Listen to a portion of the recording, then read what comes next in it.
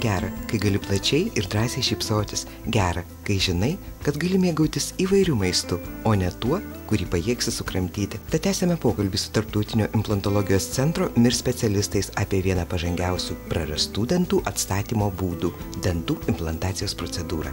Praėjusioje laidoje MIR klinikos burnos chirurgas Suelis Bešara supažindino mus su dantų implantacijos procedūros eiga, taikomomis garantijomis bei patarė, į ką svarbu atkreipti dėmesį, kad procedūra būtų sėkminga. Šiandien laidoje su MIR klinikos odontologu Šarūnu Čepu aptarsime paskutinį dantų implantacijos etapą – protezavimą.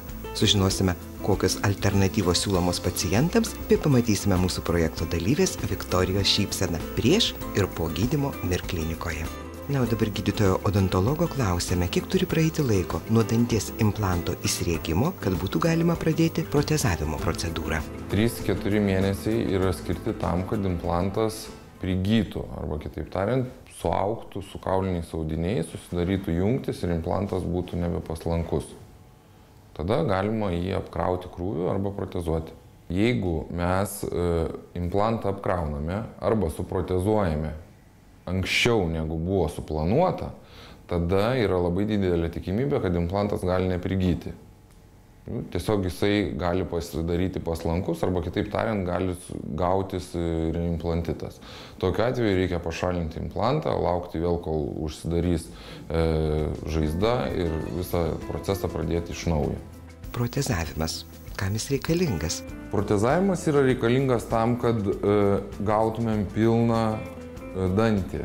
Dantis susideda iš šakninės dalies ir vainikinės dalies. Tai protezavimas atkuria pilną visą dantį, nes implantacijos metu yra įsukamas tik implantas, o protezavimo metu yra atkuriama vainikinė dalis.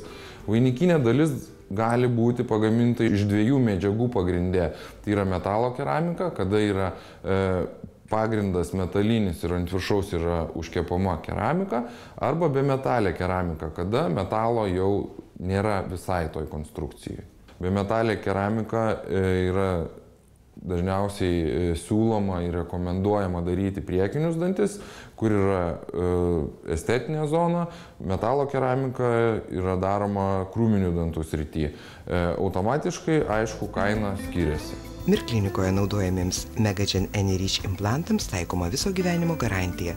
Laikinas vainikėlis ant šio implanto MIR klinikoje kainuoja 250 litų. Tuo tarpu nuolatinis vainikėlis kainuos nuo 1500 iki 1900 litų. Na, o gydytojo klausėme, kada protezavimo procesas prasideda. Po 3-4 mėnesių, kada implantas yra prigijęs, tada prasideda protezavimo darbai.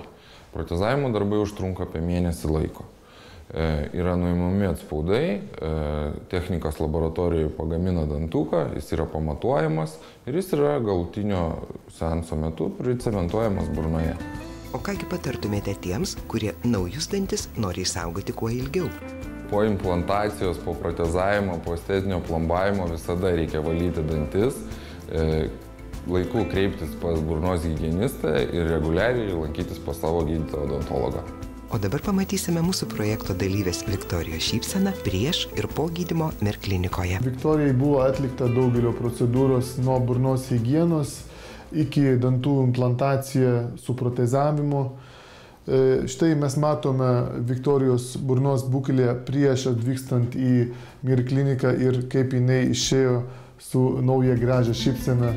Noriu pasakyti tiems, kurie nesiryžta ir dvejoja dantų implantavimui, kad tai yra neskausminga ir greita procedūra, kuri leidžia šypsotis plačiai. Gal pats metas pamastyti apie pažangiausią prarastų dantų atstatymo būdą – dantų implantacijos procedūrą.